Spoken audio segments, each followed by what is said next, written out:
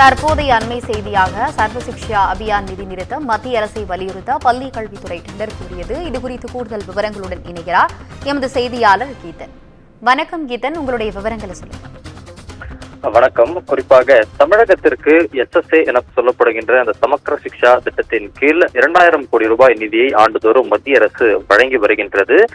இந்த நிலையில்தான் இந்த ஆண்டு PM ஸ்ரீ ஸ்கூல்ஸ் திட்டத்தை தமிழகத்தில் அமல்படுத்த வேண்டும் என மத்திய அரசு கூறியது. குறிப்பாக அதற்கு தமிழகமும் ஏற்கனவே ஒப்புக்கொண்ட நிலையில் தற்பொழுது தமிழக அரசு PM ஸ்ரீ ஸ்கூல் திட்டத்தை அமல்படுத்த மறுத்து வருகின்றது.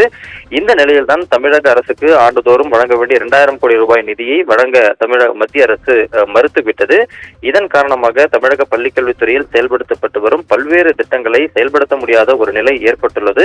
ஆண்டுதோறும் 2000 கோடி ரூபாயில் முதல் தவணையாக 563 கோடி ரூபாய் வழங்கப்பட வேண்டும். ஆனால் இதுவரை வழங்கப்படாமல் மத்திய அரசு நிறுத்தி வைத்துள்ள நிலையில் பள்ளிக்கல்வித்துறை முதன்மை செயலாளர் மதுமதி தற்போது டெல்லி பயணம் சென்றுள்ளார். குறிப்பாக மூத்த IAS அதிகாரி பனிந்தர் ரெட்டி தலைமையில் பள்ளிக்கல்வித்துறை முதன்மை செயலாளர் மதுமதி மற்றும் ஒருங்கிணைந்த பள்ளிக்கல்வி இயக்குனர் ஆர்த்தி IAS உள்ளிட்ட 3 அதிகாரிகள் தற்போது டெல்லியில் முகாமிட்டுள்ளனர். அங்கு மத்திய கல்வி அமைச்சர் அதிகாரிகளை சந்தித்து தமிழகத்தின் நிலைப்பாட்டை எடுத்துரைத்து தமிழகத்திற்கு வழங்கப்பட வேண்டிய அந்த நிதியை உடனடியாக வழங்க வேண்டும் என்று வலியுறுத்துவதற்காக தற்பொழுது அவர்கள் டெல்லியில் முகாமிட்டுள்ளனர்.